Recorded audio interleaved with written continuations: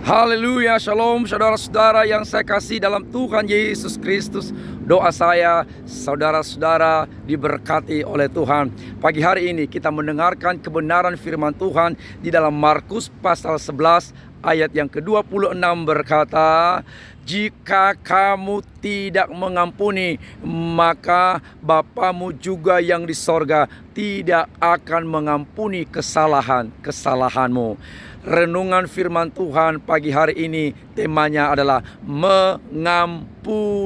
Haleluya. Mengapa kita harus mengampuni orang lain? Ada 3 alasan. Yang pertama, mengampuni berarti menyembuhkan diri kita dari penyakit. Saudara-saudara yang saya kasih di dalam Tuhan, ketika kita tidak mengampuni kesalahan-kesalahan orang lain, maka sesungguhnya kita sedang berada di dalam penyakit. Ketika kita menyimpan permusuhan dalam hati kita, menyimpan kesalahan orang lain, menyimpan kebencian, menyimpan dendam, menyimpan akar pahit, menyimpan kedengkian, maka semua itu adalah penyakit.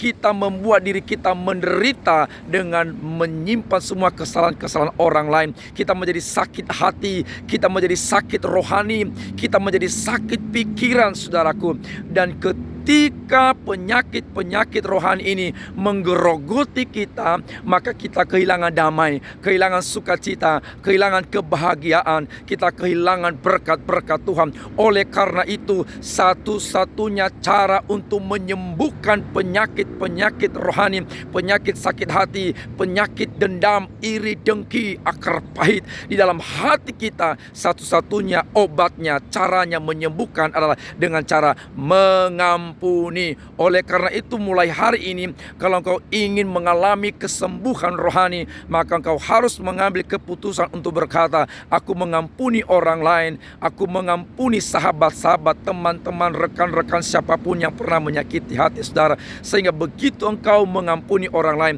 maka saat itu engkau menerima damai, menerima sukacita, menerima kebahagiaan, menerima kegembiraan, menerima sukacita yang luar biasa dari Tuhan. Haleluya. Yang kedua, mengapa kita harus mengampuni? Yang kedua, supaya kita mendapat pengampunan. Saudara, salah satu dosa yang tidak diampuni di dalam Alkitab adalah dosa tidak mengampuni.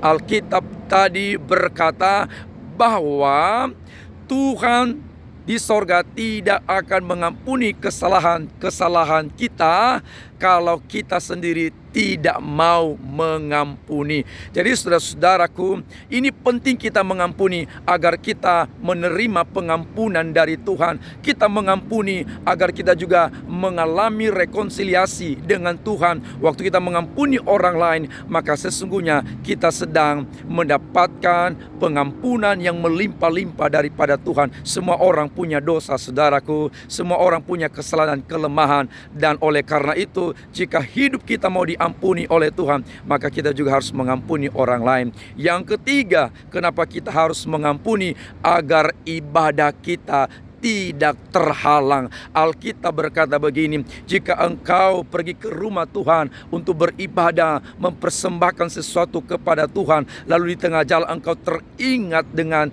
saudara-saudaramu, engkau teringat dalam hatimu, engkau ada kesalahan, ada permusuhan, ada perselisihan dengan saudara-saudaramu, maka Alkitab berkata, tinggalkan persembahanmu dan pulanglah untuk berdamai dengan dia. Ampunilah dahulu saudara-saudaramu, ampunilah semua orang-orang yang berdamai, yang konflik dengan engkau, sehingga habis itu engkau datang untuk membawa persembahan kepada Tuhan. Artinya saudara-saudara dikasihi oleh Tuhan, bahwa pada waktu kita mengampuni, ibadah kita diterima oleh Tuhan. Pada waktu kita mengampuni, doa kita, pujian kita, penyembahan kita, pelayanan kita, itu tidak terhalang, itu naik di hadirat Tuhan. Tetapi pada waktu kita tidak mengampuni, doa kita, persekutuan kita, pelayanan kita, korban kita, apapun, itu tidak akan diterima oleh Tuhan. Itu menghalangi persekutuan kita dengan Tuhan. Tetapi waktu kita mengampuni orang lain, waktu kita melepaskan pengampunan pengampunan yang tulus, yang ikhlas, yang sepenuhnya, maka hidup kita, pelayanan kita, doa kita, penyembahan kita, korban-korban kita, semua kegiatan-kegiatan kita, semua naik di hadirat Tuhan, berkenan kepada Tuhan, dan Tuhan dipermuliakan, dan hidup kita diberkati dan dipulihkan oleh Tuhan. Shalom, Tuhan Yesus memberkati.